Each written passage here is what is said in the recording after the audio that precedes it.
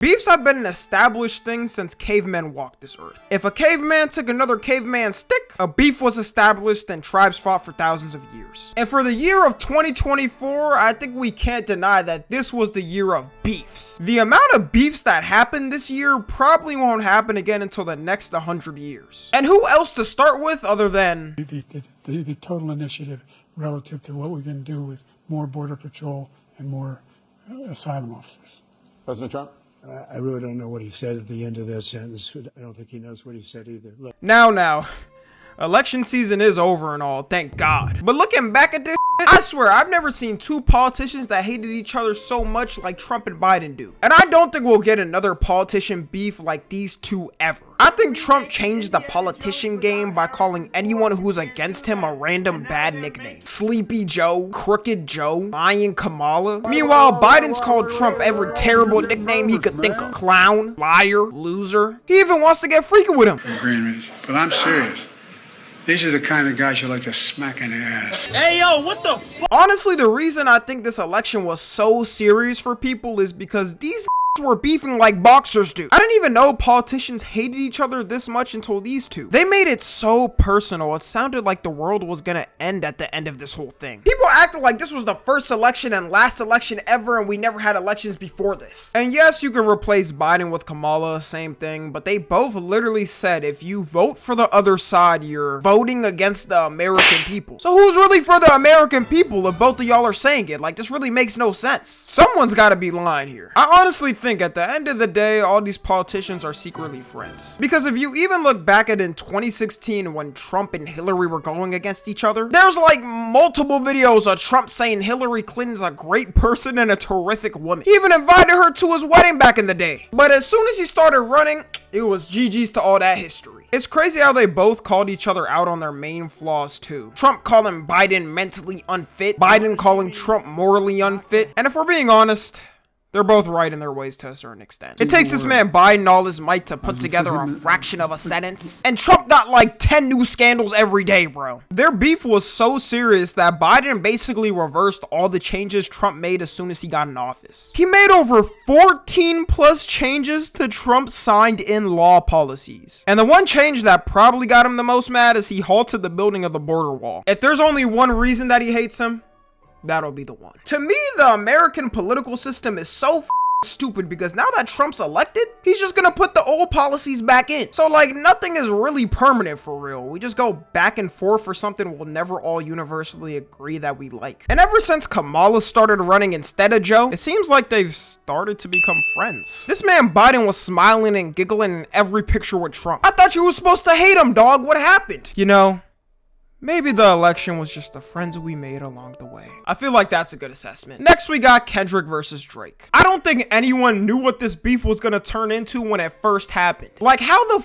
did it go from the big three nigga, it's just big me, to an entire lawsuit that might be the biggest record label lawsuit ever? I don't know how many people even know this lawsuit is going on, but it's actually way more complicated than just Drake suing Kendrick. The word on the street is both Drake and Kendrick's record labels are under Universal Music Group, who owns basically every record label. Is this list not insane? They own every artist you listen to. UMG owns you, bro. Anyways, Drake was in talks with Universal Music Group to get a new contract because he made them a lot of money. And then the beef started between him and Kendrick. So he's suing Universal Music Group because he thinks they helped Kendrick win the beef so he could get less money for his contract. Which I don't know how confident Drizzy is in this lawsuit because Not Like Us was played everywhere. I saw it played at people's graduations, weddings, funerals. But if this is true, this is gonna be the craziest revolution of all time in media. The amount of people involved in this beef too was crazy when you think about it. I would never think someone like The Weeknd would somehow be involved in a rap beef. But somehow Drake has made so many enemies he got involved in it. Which is why I'd be confused on the Drake and meat gobblers who still be defending him to his core. Like, are you not gonna acknowledge that Drake has started any of these feuds and done bad things? I can understand in a beef like Drake and Kanye, who have both done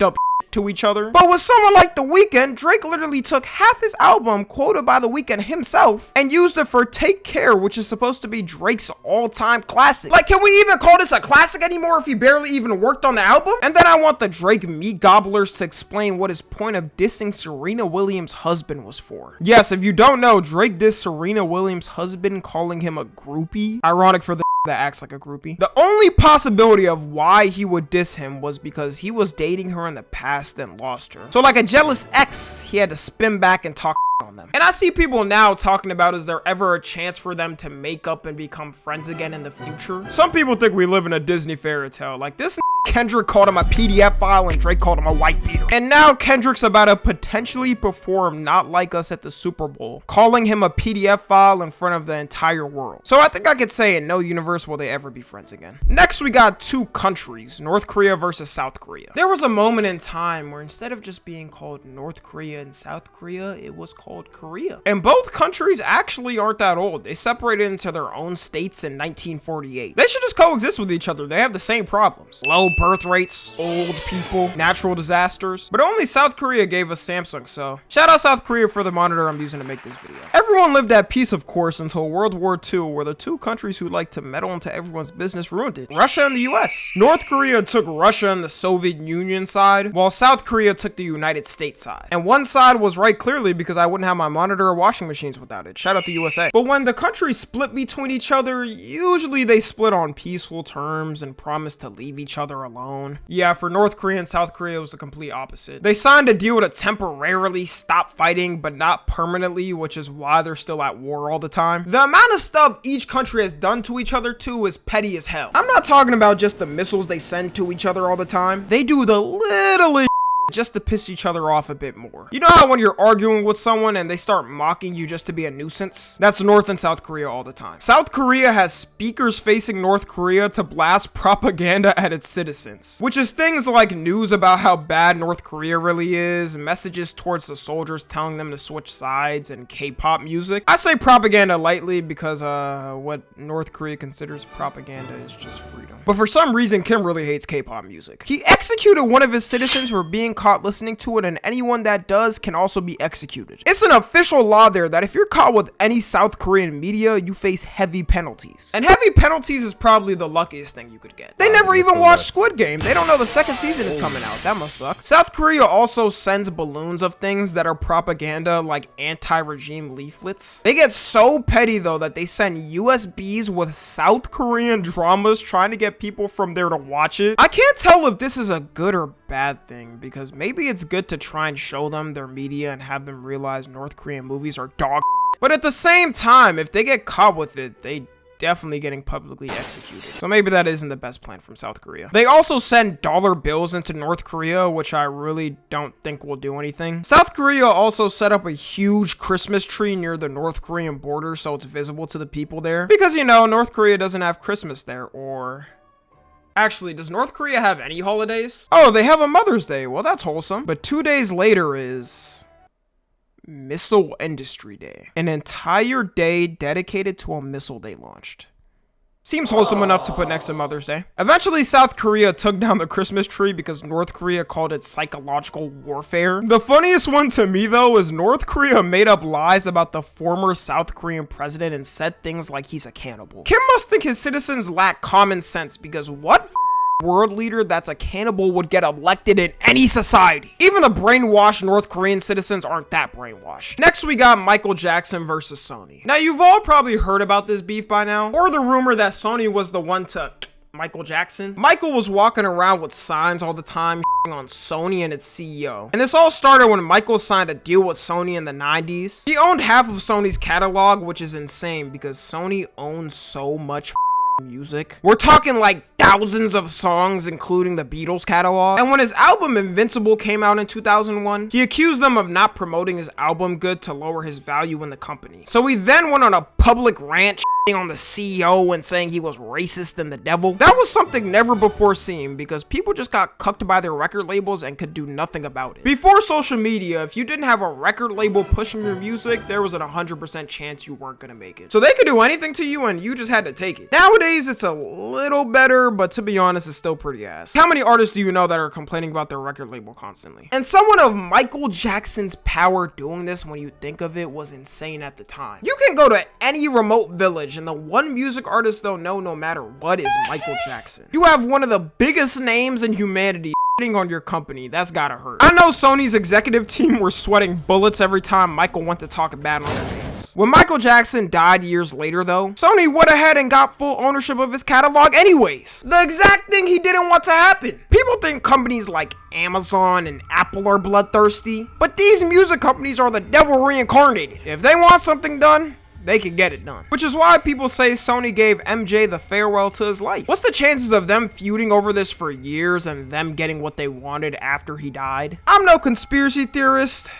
That's a lie, and it's suspicious at the least. Next, we got Adidas versus Pumas. And I know what you're thinking. What the f, Tommy? But believe it or not, Adidas and Puma were started by two brothers who had a falling out. There would have been a universe where neither of these ever existed. One brother was named Adolf, not the one you're thinking of, and the other was named Rudy Dazzler. It started when they both founded a shoe company called Dazzler's Brothers Shoe Factory. And it was actually kind of big for the time, like people wore their shoes at the Olympics. But eventually they had a falling out like all brothers do over some stupid shit. One of the brothers was more calm and worked on developing the shoes, while the other was hyper and focused on sales. Also, their wives hated each other, and as the old saying goes, if you can't get your bitch in line, your relations will decline. That actually isn't an old saying, I just made it up, but I'm gonna use it more. They also had certain views on World War II while it was going on, and as brothers from Germany, of course, they both agreed with the actual Adolf. But if it makes you guys feel better, one of them did less, and that one ended up being Adidas. Maybe that's why they make the better shoes. Eventually, they ended up splitting up in 1948 and made Adidas and Puma. Their beef was so ingrained in their hometown that they got their own citizens beefing in it. It was either you aligned with the Adidas side or you aligned with the Puma side. People were looking each other up and down to see what shoes they had just to judge them. It was like the German Bloods and Crips. Imagine being caught on the wrong side of town with Puma shoes instead of Adidas and getting jumped by people fully dripped out in Adidas fits. No one even knows this beef for real because Nike came out and ended up becoming Adidas' main competitor. If we can even call it a competition, like Nike easily laps Adidas 5 times over. Sadly, the brothers never made up and both took the beef to their graves. They hated each other so much that they got buried in the same graveyard,